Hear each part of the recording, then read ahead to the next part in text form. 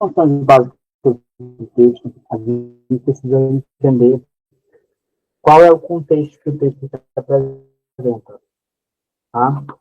Uma boa interpretação textual, ela consiste na, na, na maneira como você observa o enunciado e percebe o que está sendo inferido em relação ao que está sendo dito. Tá? Então, uma boa interpretação de texto, ela pressupõe anteriores ao texto em si próprio. Né? O que o leitor, né, do texto precisa reconhecer quando ele lê lá na prova o seu texto inicial? Geralmente as provas elas abrem em português, elas abrem com um texto, né? Geralmente não, todas as vezes. Quando o número de questões é maior, a prova geralmente tem dois textos. Quando é 15 questões, a prova geralmente tem dois textos. Quando é 10 questões, a prova geralmente vai ter um texto apenas, e ela pode ter ao final um poema, se for cobrar um conteúdo relacionado a figuras de linguagem. Então, o leitor precisa saber o contexto, a situação que foi escrito o texto, tá? Ele precisa saber qual é a finalidade do texto. O texto quer fazer o que para o autor, para o leitor? Ele quer informar alguma coisa ao leitor? Ele quer narrar alguma coisa a partir de uma crônica, a partir de uma notícia? Ele quer descrever alguma coisa? Qual é a intenção, né, materializada para desse autor que escreve esse texto para que esse leitor possa ler? Então, ele tem que entender qual é a intencionalidade discursiva desse texto para o leitor, tá? Uma coisa que é fundamental é ler a fonte do texto. Na fonte né, o importante dentro dessa fonte.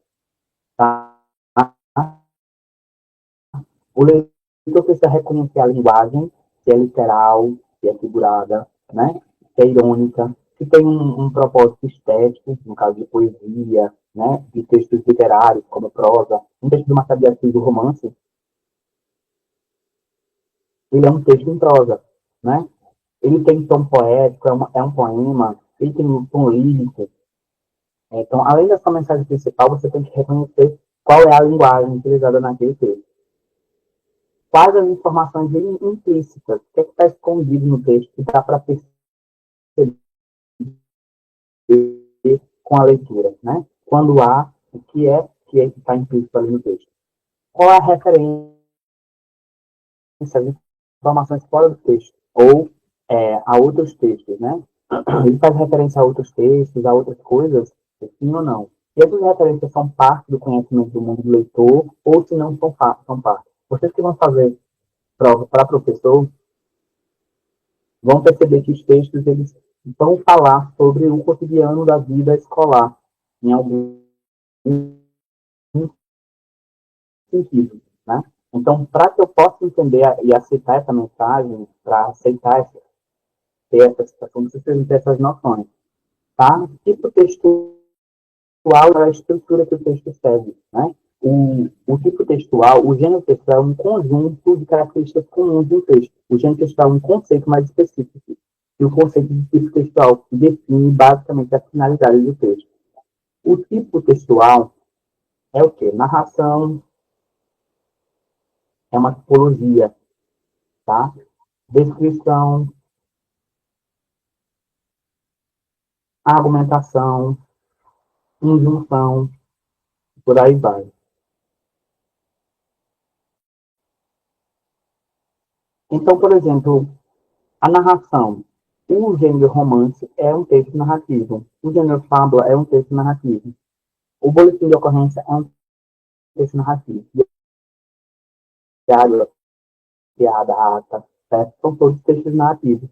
O tipo textual é a maneira como o texto vai se comportar de forma de gênero, tá? O tipo injuntivo, né? A receita culinária, por exemplo. O injuntivo, ele vai utilizar o verbo de comando, né? Verbo de ordem. Então, coloque, né? Coloque 2 xícaras de açúcar. A receita, por exemplo, é um gênero que Tá, para ser chamado também. É um tipo. Outro tipo textual é o descritivo. Ele inclui gêneros como cardápios, anúncios, panfletos, anunciando para uma vaga de determinada coisa,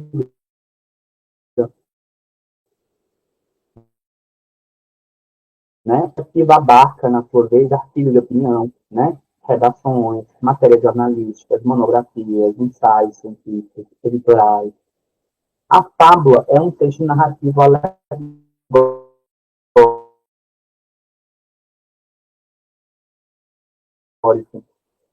tá? É, é um texto curto e linguagem. Inveja, falsidade, coragem, bondade, e por aí vai. O desfecho da fábula transmite uma lição moral ou crítica em relação ao comportamento humano. Então, os tipos textuais: narração, dissertação, descrição e injunção, tá? E aí os tipos textuais eles vão orientar a construção do gênero, né? Então, o manual, por exemplo, ele é injuntivo. Um artigo científico, ele é dissertativo. A fábula é narrativa. A crônica é narrativa, tá? O gênero são textos com características próprias, né, em situações específicas, mas eles seguiram modelos de organização. E as tipologias, elas podem ser narrativas. Quando é narrativa, ela tem a finalidade de contar uma história, isto é, retratar um acontecimento real,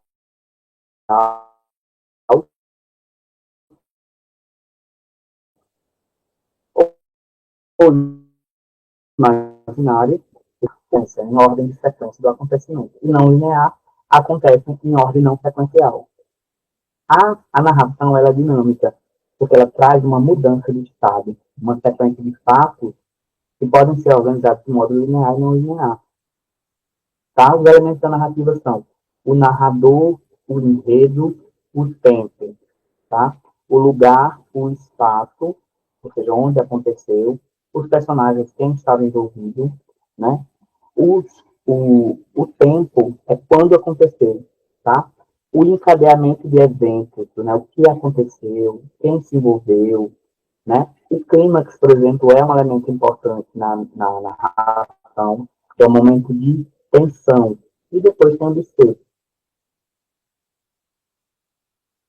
né? Para narrar um acontecimento em sequência do tempo e espaço, o tempo verbal predominante é o pretérito perfeito, tá? Embora também possa ocorrer no pretérito imperfeito, ou até no presente, depende do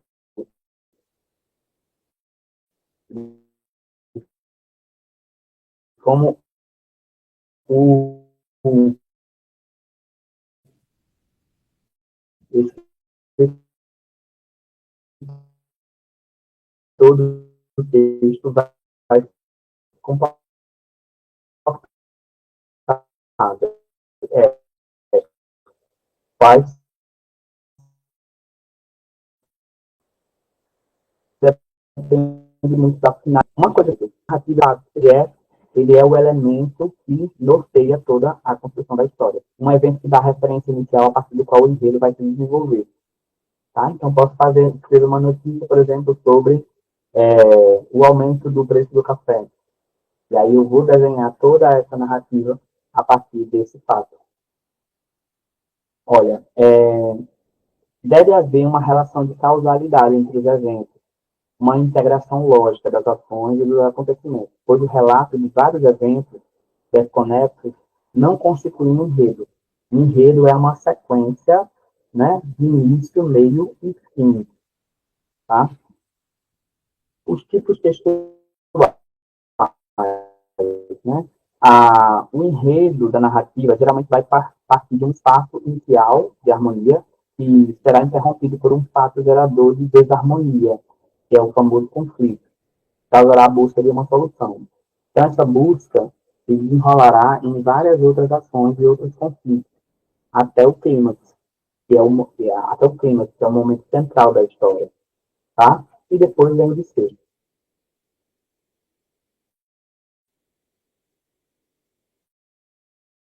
A narração, ela tem pouca característica mais marcante, uma sequência temporal, tá?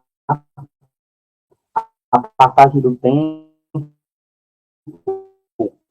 narrativo geralmente se explica tempos verbais específicos, contudo, pode ter outros elementos implícitos ali no texto, tá? Comprar pão, tá? Com seu cachorro, então sente um cheiro forte. Ao entrar em casa, percebeu que o feijão queimara. Desligou o fogo e gritou um palavrão bem alto. Olha, tá vendo a sequência temporal que acontece a partir de um fato, certo? E aí vai desencadeando outros fatos a partir do fato central. Observe as marcas temporais. Os verbos estão conjugados no pretérito perfeito, né? Então, ó, João deixou, né? Quando voltou, parou, né? Sentiu, né? Então, o pretérito perfeito é predominante na estrutura da narração, tá? Os advérbios de tempo antes e depois marcam elementos temporais. Né? Quando voltou, ao entrar, finalizam explicações, né? Distribuições acerca da cronológica do fato. E desligou, e gritou. Esse elemento aditivo também é uma marca implícita de passagem do tempo. Porque ele também dá indicação de sequência, né? A narração pode seguir cronologias irregulares, tempos psicológicos, né? Em que os eventos são narrados dentro de uma consciência do narrador, e não coincide com o tempo real. Também podem ser contadas de trás para frente, como flashback, por exemplo. Por exemplo, o romance do Machado de Assis, intitulado Memórias Póstumas, de Brás Cubas, né? É um texto que ele é narrado a partir da morte. Então, ele está no caixão e ele começa a narrar os fatos da vida dele a partir da morte. Então, veja, esse elemento, né, essa narrativa, ela é construída a partir da observância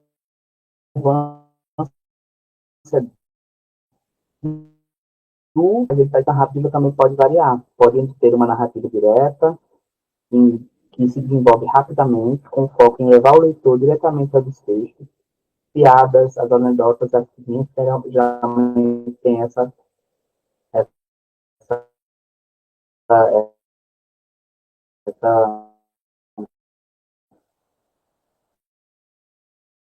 esse objetivo. Não tem um pedacinho, né? Não, né?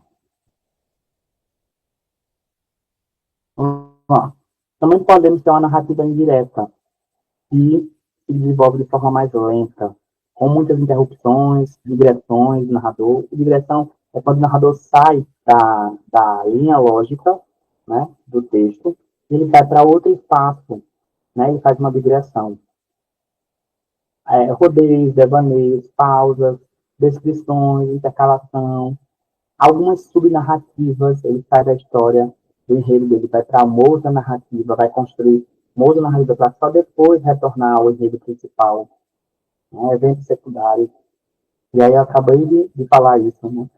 Memórias póstumas, Dom Quixote também é outro exemplo. Os principais gêneros textuais narrativos são charges, piadas, contos, novelas, crônicas, romances, tá? Quanto aos elementos, olha, a narração, né, os personagens são seres humanos ou seres humanizados. Eles podem ser principais, eles podem ser secundários. O personagem é um protagonista, é um dos principais e conduz a ação. A sua experiência é o foco da narrativa, que geralmente se funda na solução de um conflito ou busca do personagem principal. O personagem antagonista ele se opõe ao protagonista, ele é o vilão da história, né? Suas ações geram obstáculos que ajudam a desenvolver a narrativa em outras ações ou, ou subtramas, tá? Aí vamos para a descrição. A descrição é o ato de caracterizar, de relatar em detalhes ou características de pessoas, objetos,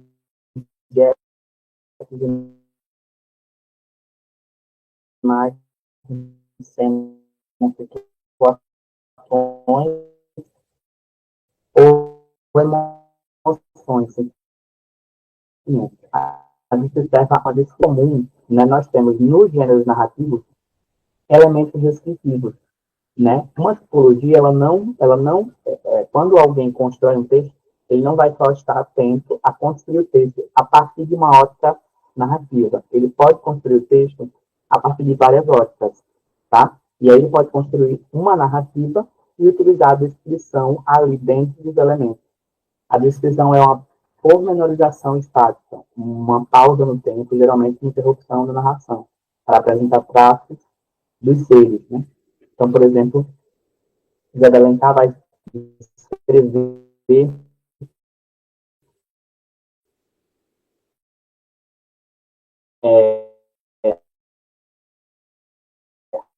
a, a, a Iracema, a Índia dos lábios de mel, e tinha um hálito, né, de baunilha.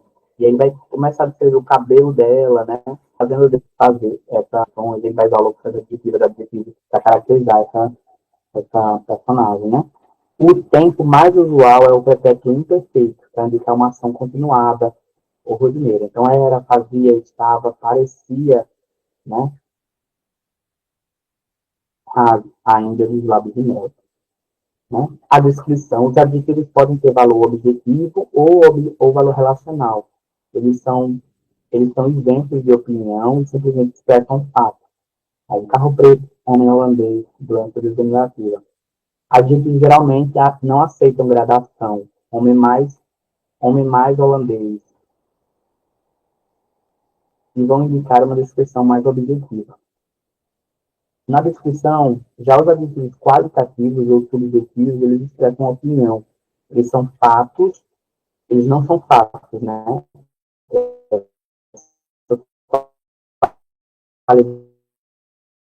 Ela pode na percepção do narrador do texto, ele é bonito, mas para outra pessoa ele pode não ser. Carro extravagante, para aquela pessoa é extravagante, mas para outra pode não ser. Aluno teimoso, por aí vai. A descrição, esses adjetivos caracterizam uma descrição subjetiva, porque não é objetiva. Então, não tem essa finalidade, né, fiel, né? É impregnada por opinião,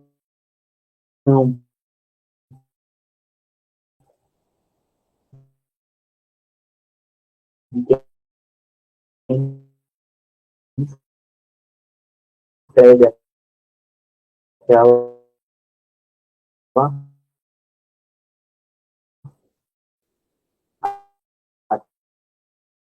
aquele ato, né?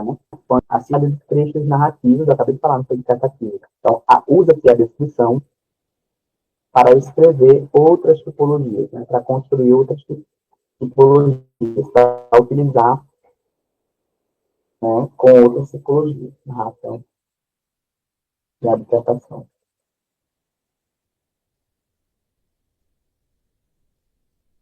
A descrição difere-se fundamentalmente da narração, tá?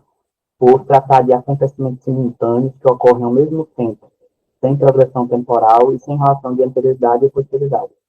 Está para uma foto, assim como a narração está para um filme. As ações podem descrever uma rotina, ações habituais, sem foco narrativo.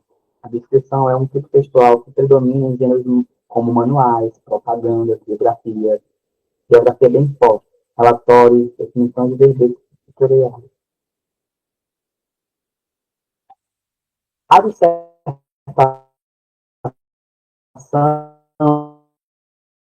expõe ideias, razões, teorias, porque é um gênero mais complexo. Complexo em que sentido? Ele é mais difícil, né? Para entender a dissertação, eu preciso construir, né, uma boa base do que é narração e uma boa base do que é descrição. Porque a dissertação ela vai estabelecer relações lógicas, um desenvolvimento e uma conclusão. Ela pode ser neutra, ela pode ser atemporal e clara, porque elas indicam verdades universais. A água ferve a 100 graus, a terra gira em torno do sol. Tá? A dissertação ela pode ser objetiva, também chamada de expositiva, ou ela pode ser subjetiva, também chamada de argumentativa ou de opinativa. Geralmente esse aqui é o mais comum para concurso. Né? Um texto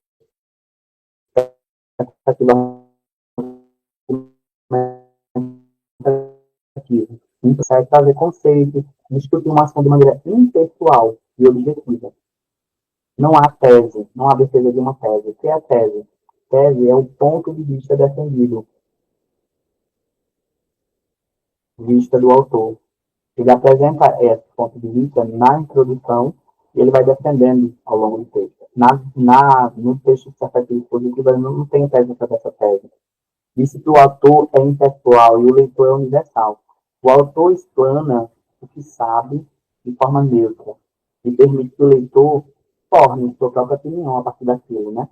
Ocorre que a opinião do autor transpareça pelos sentidos modalizadores, mas não é o seu objetivo primário criar debate e convencer o leitor.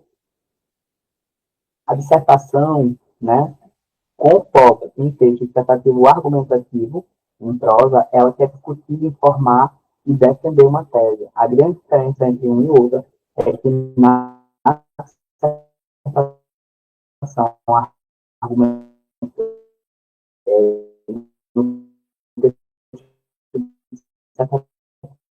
argumentativo, existe a defesa de uma tese, ou seja, que é uma tese, uma opinião pessoal, e que é o que eles, operadores argumentativos. Ó, desse modo, vírgula, sabe que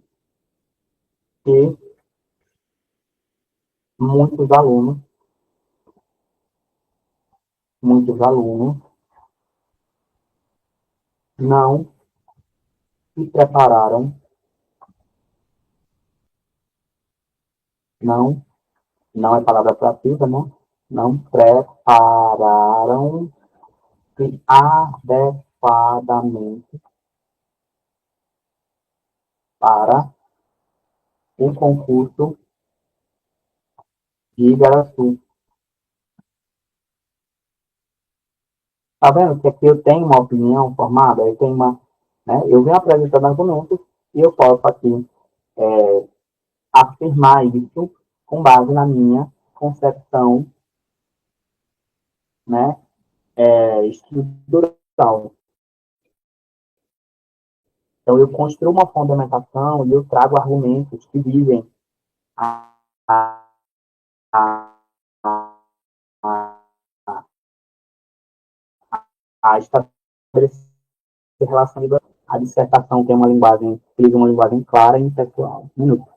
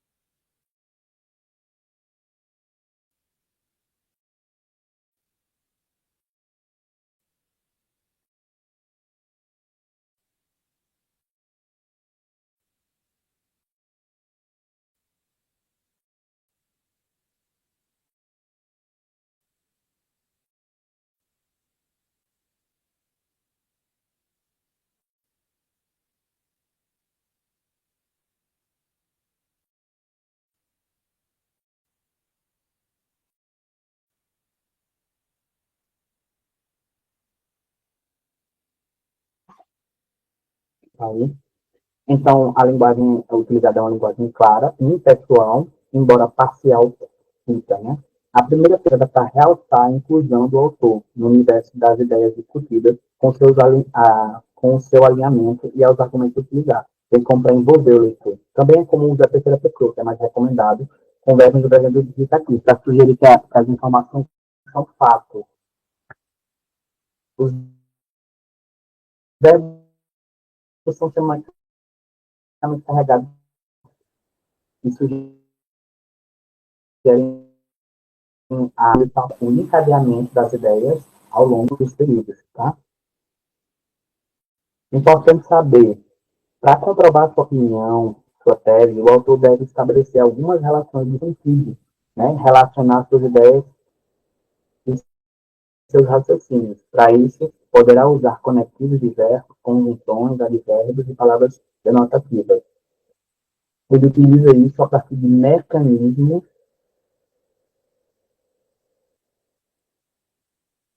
e operadores argumentativos. É uma arma poderosa, né? Só que destrói uma, uma vida, uma cidade. Brincando. As conjunções são operadores argumentativos, elas podem introduzir ideias e argumentos, estabelecem a relação entre elas. Por quê? Porque elas ajudam a construir argumentos e as relações lógicas diversas. Elas estabelecem ideia de tempo, de concessão, de condição, de proporcionalidade, comparação, conformidade.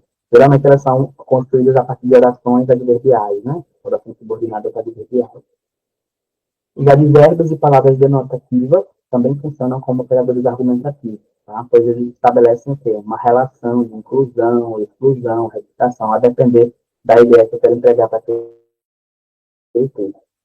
A injunção, o texto injuntivo traz instruções ao leitor, né? Ele orienta o leitor a conduzir determinada tela, ele obriga o leitor a fazer algo. Sua principal característica é apresentar verbos no imperativo, né? Faça, coma, beba, coloque, né? São comandos neutros, genéricos e impessoais para prescrever alguma ação do leitor. Ó, passo 1, remover a embalagem. Passo 2, inserir o CD de instalação. Né? Passo 149, compete a autoridade judiciária disciplinar através da portaria ou autorizar mediante alvará. Tá vendo? O uso do infinitivo pessoal também é usado como estratégia de neutralidade, né? Pois omite o agente. Esses tipos textuais geralmente são leis, são regulamentos, manuais, contratos, manuais de instrução, né? Comprou um notebook novo, aí vem um manual lá ensinando como utilizar, receitas de bolo, tutoriais, por aí vai. Então, os gêneros textuais, eles são formas diferentes da expressão. Tá? Acabou de finalizar o conteúdo sobre tipos textuais. Né? Os tipos textuais eles são, né, disso que a tipologia orientou. E aí, no final, nós temos a chegada do gênero, da produção do gênero. Tá? Então, o que acontece? Quando tem as muitas formas de elaboração de um texto, elas se tornam gêneros, de acordo com a intenção do produtor. Os gêneros eles têm uma intencionalidade discursiva.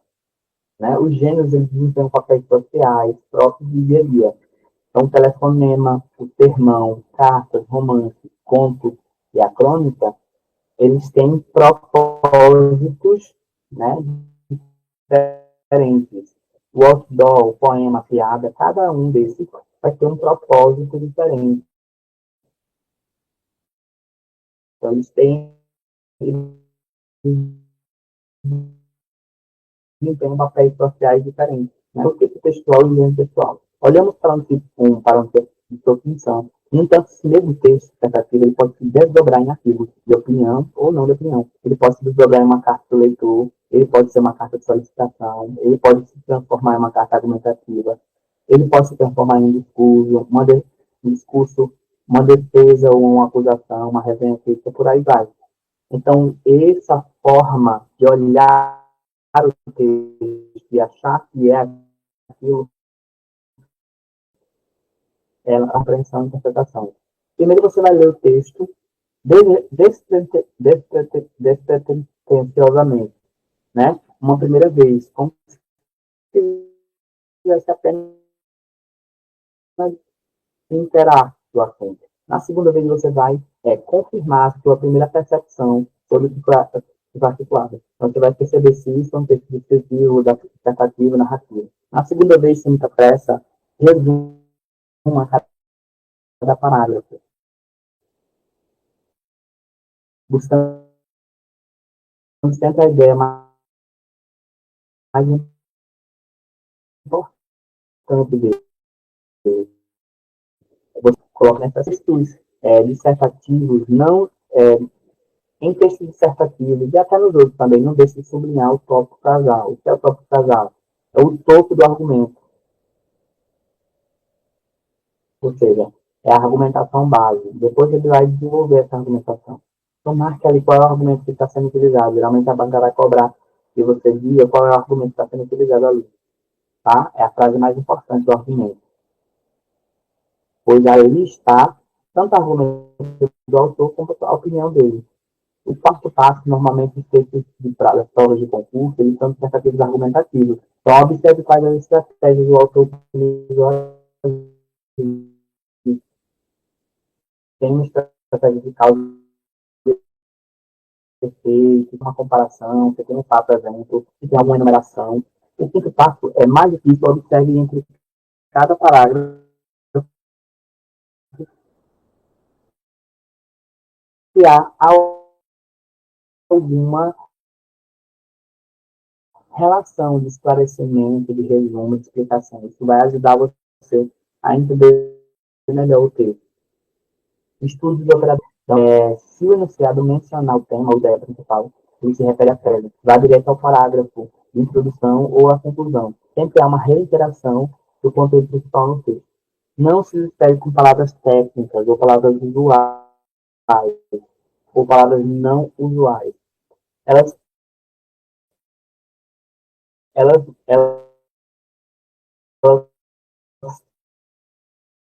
estão ali, você talvez não saiba o sentido delas num contexto. Então você pode não saber, mas você pode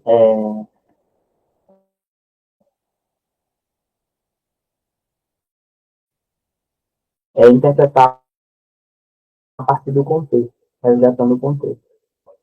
O oitavo passo, não queira adivinhar o que você quis dizer. Não apegue-se tão somente ao texto. Nunca extrapole a visão dele. Seja objetivo, não viaje, pois as respostas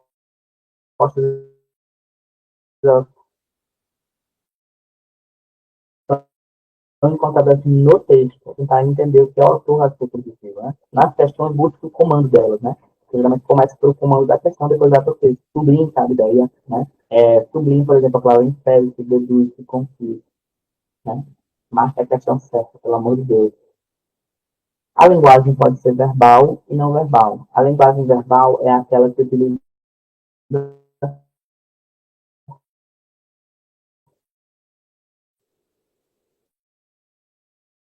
a, a,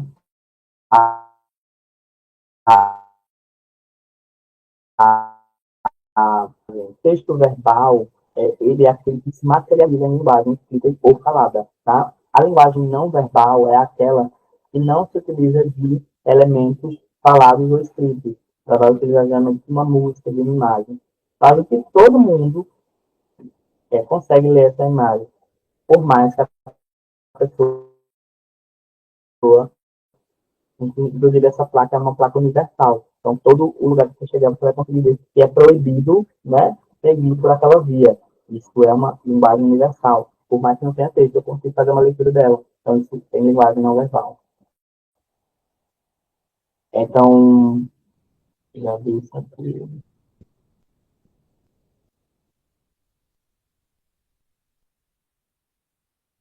Isso, já expliquei. O que é intertextualidade? Intertextualidade é uma comunicação, é um diálogo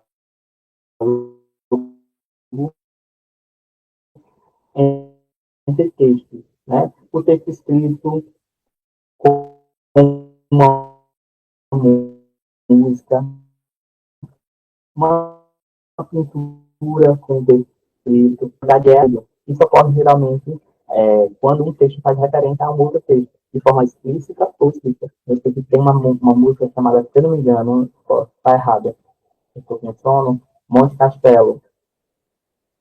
Essa música, Monte Castelo, ela faz muitas referências à Bíblia.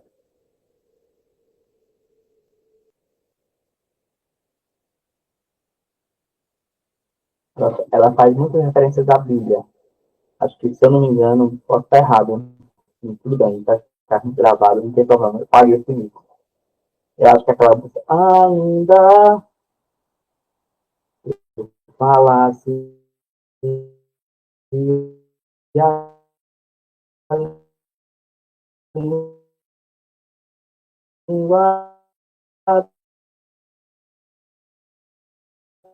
então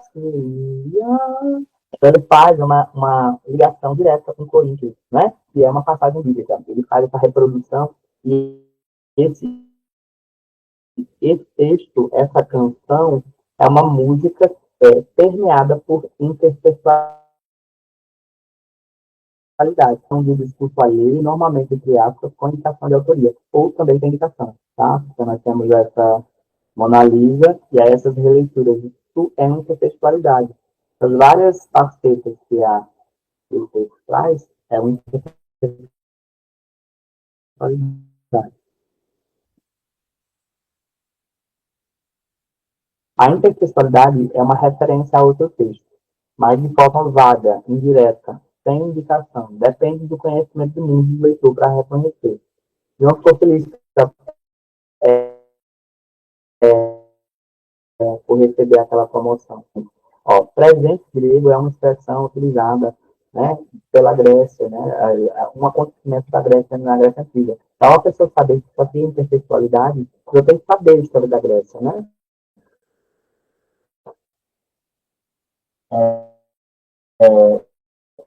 E, e como presente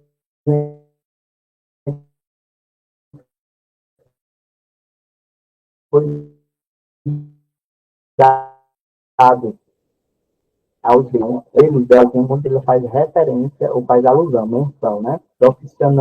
Profissão mestre adverso, dar aulas pode ser prejudicial à saúde.